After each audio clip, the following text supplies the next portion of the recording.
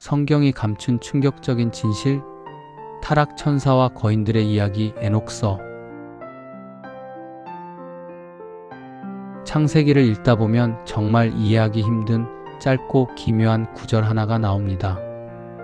바로 하나님의 아들들이 사람의 딸들을 보고 아내로 삼았다는 이야기, 그리고 그 사이에서 태어난 거인 네피림에 대한 이야기죠. 도대체 하나님의 아들들은 누구고 거인들은 어디서 왔을까요? 성경은 이에 대해 침묵하지만 고대 유대인들 사이에서 베스트셀러로 불렸던 이 책은 모든 것을 알고 있었습니다. 너무나 구체적이고 충격적인 내용 때문에 정경에서 제외되었다는 의혹을 받는 책, 바로 에녹서입니다. 먼저 이 책의 저자로 알려진 에녹부터 알아야 합니다. 그는 노아의 증조 할아버지입니다. 성경 역사상 가장 미스터리한 인물 중 하나입니다. 왜냐고요? 그는 죽음을 경험하지 않고 산채로 하나님과 함께 하늘로 올라갔기 때문입니다. 에녹서는 바로 그 에녹이 천상으로 올라가 직접 목격한 우주의 비밀과 천사들의 타락을 기록했다고 전해지는 책입니다. 에녹서가 전하는 이야기는 정말 파격적입니다. 하늘에는 인간 세상을 지켜보도록 명령받은 감시자라는 천사들이 있었습니다. 그런데 이들이 인간 여자들의 아름다움에 반해버린 겁니다. 결국 다수의 천사들이 집단으로 타락을 결심하고 지상으로 내려옵니다. 그리고 인간 여성들과 금지된 결혼을 합니다. 여기서 그치지 않았습니다. 이 타락 천사들은 인간에게 절대 알려줘선 안 될 금지된 지식을 가르칩니다. 남자에겐 칼과 방패를 만드는 법을 가르쳐 전쟁을 일으키게 했고, 여자에겐 화장술과 마법을 가르쳐 타락을 부추겼습니다. 하지만 진짜 재앙은 그들의 자식들이었습니다. 천사와 인간의 혼혈, 바로 네피림이 태어난 거죠. 에녹서의 묘사에 따르면 이들은 키가 300규빗, 상상도 못할 거인이었습니다. 이들은 식량이 바닥나자 짐승을 잡아먹고 결국엔 인간까지 잡아먹으며 피를 마시는 끔찍한 괴물이 되어버립니다. 세상은 피로 물들었고 땅은 비명을 질렀죠. 이것이 에녹서가 설명하는 노아의 홍수가 일어날 수밖에 없었던 진짜 이유입니다. 정말 영화 같은 이야기입니다. 그런데 놀라운 건 이 책이 예수님 시대의 유대인들에게는 아주 널리 읽히던 책이었다는 겁니다. 심지어 신약 성경의 유다서는 에녹서의 내용을 직접 인용까지 합니다. 초기 기독교인들은 이 내용을 아주 잘 알고 있었다는 뜻입니다. 하지만 훗날 교회가 정경을 확정할 때 에녹서는 제외됩니다. 내용이 너무 난해하고 위험할 정도로 신비주의적이라는 이유였을지도 모릅니다. 오직 에티오피아 정교회만이 이 책을 성경으로 인정하며 수천 년간 간직해왔죠. 타락한 천사들의 음모, 거인들의 폭력, 그리고 다가올 심판. 비록 지금 우리의 성경책에는 없지만 에녹서는 고대인들이 악의 기원을 어떻게 이해했는지 보여주는 아주 중요한 열쇠입니다. 과연 에녹이 하늘에서 본 것은 무엇이었을까요? 그리고 땅속 어딘가엔 아직도 감금된 타락 천사들이 심판을 기다리고 있을까요? 궁금증을 해소하기 위해 가감없이 에녹서 전문을 게재하려 합니다. 전에 올린 에녹서는 6장에서 10장이었습니다.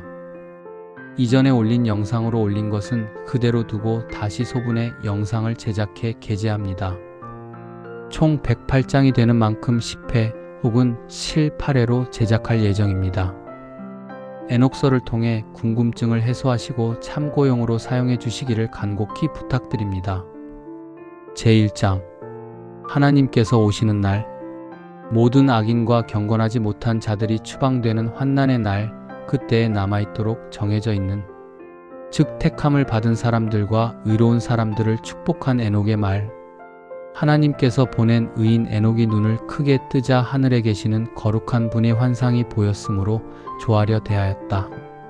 이것은 천사들이 나에게 보여준 것이며 또 나는 그들로부터 이것저것 모든 것을 들었으므로 내가 본 것을 쉽게 이해할 수 있었다. 그것은 지금 이 시대에 관계되는 것이 아니라 앞으로 올 먼 앞날에 관계되는 것이다. 나는 택함을 받은 사람들에게 비유로 말하였다. 위대하신 성자여, 영원하신 하나님이 그 처소에서 나오신다. 그분은 하늘에서 시내산으로 내리시어 그 많은 천사들을 거느리고 모습을 나타내신다.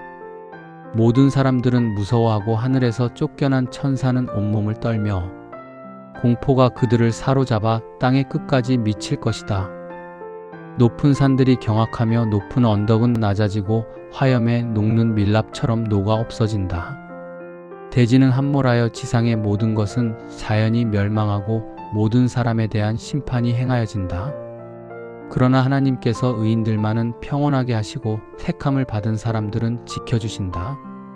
또 그들에게는 자비를 베푸시어 그들은 모두 하나님께 속하는 사람이 되며 번영하고 은혜를 받으며 하나님의 빛을 받을 것이다. 보라, 그분은 1만 명의 성자를 이끌고 오셨다. 그들은 심판을 행하기 위해서이다. 그들은 불경건한 자들을 멸하고 모든 육적인 자, 즉 죄인과 불경건한 자들이 그분에 대하여 행한 모든 불의를 심판할 것이다. 유다서가 인용한 부분이다. 제2장. 위대한 주님의 업적은 불변한다. 하늘의 전경을 잘 보라. 공중의 빛이 그 길을 바꾸지 않은 모습을 어느 것이나 각각 정해진 때에 오르고 또 지며 그 길을 벗어나는 일이 없다. 땅을 보고 그 위에서 생기는 일에 대하여 깨달음이 있어라. 아득한 옛날부터 그 완성한 때까지 하나님의 업적은 그 나타남에 있어서 변화하는 것이 없지 않느냐. 여름과 겨울을 보라. 온 땅에 물이 가득하고 구름과 이슬과 비가 그 위에 고이는 모양을. 제3장. 나는 수목이 메마른 듯이 퇴색하고 잎의 대부분이 거의 다 떨어져 가고 있는 모양을 바라보았다. 다만 14종류의 수목만은 예외였으며 이것은 잎이 떨어지지 않고 퇴색한 잎을 그대로 남겨둔 채 새 잎이 돋아나기를 2년이고 3년이고 묵묵히 기다리는 것이다. 제4장. 새 세계. 나는 또한 여름의 날들을 주시하여 보았다. 태양은 그 바로 위에 있고 너희는 햇볕을 피하려고 나무 그늘이나 해의 그늘을 찾는다. 대지는 뜨겁게 달아오르고 그 자결로 인하여 땅 위나 바위 위로 걸을 수가 없다. 제5장. 주님을 따르는 자는 지혜와 생명을 얻는다. 나는 수목이 푸른 잎을 입고 열매가 연그러가는 모양을 관찰하였다. 모든 일에 대하여 깨달음을 얻고 또 영원히 살아계시는 분이 어떻게 이러한 일체의 일을 너희에게 이루시는가를 알아라. 그분이 만드신 것은 해가 바뀌고 또 바뀌어도 그분 앞에 있고 모든 피조물은 그분을 흠숭하며 그 임무를 저버리는 일이 없이 하나님께서 정하신 그대로 모든 일이 행하여진다. 바다와 강이 일체가 되어 그 본분을 다하는 모양을 보아라. 그런데도 너희는 겸손하지도 못하고 주님의 뜻에 따르지도 않으며 그것을 못 본 채 지나치고 너희의 그 불결한 입으로 그분의 영광을 비방하고 호언장담하며 난폭한 억서를 늘어놓았다. 마음이 메마른 자들아, 너희에게 평안은 찾아오지 않을 것이다. 이로 인하여 너희는 평생을 저주하고 또 너희의 일생은 엉망이 되며 영원한 저주는 더욱 더 진보하여 자비를 받는 일은 없을 것이다. 그때 너희는 자신의 평안과 영원한 저주를 교환하여 의인에게 반납하고 그들은 죄인과 너희를 똑같이 취급하며 온갖 억서를 다할 것이다. 그러나 택함을 받은 사람들은 빛과 기쁨과 평안이 함께 찾아와 그들이 땅을 물려받을 후계자가 된다. 그렇지만 너희 불경건한 자들에게는 저주만이 기다리고 있을 뿐이다. 또 그때 택함을 받은 사람들은 지혜를 받고 그들은 모두 생명을 얻고 경건하지 못하고 기만했던 마음은 2번 다시 과오를 저지르지 않을 것이다. 지혜 있는 사람은 겸손하게 행함으로 과오를 거듭하는 일은 없다. 그들은 일생을 두고 벌을 받는 일도 없고 하나님께서 응징하시거나 하나님의 노여움을 사서 생명을 잃는 일도 없으며 오랜 수명을 다하고 장수에서 편안한 날을 보내며 온화한 기쁨과 행복한 세월을 보내고 일생을 오래오래 평안하게 살 것이다.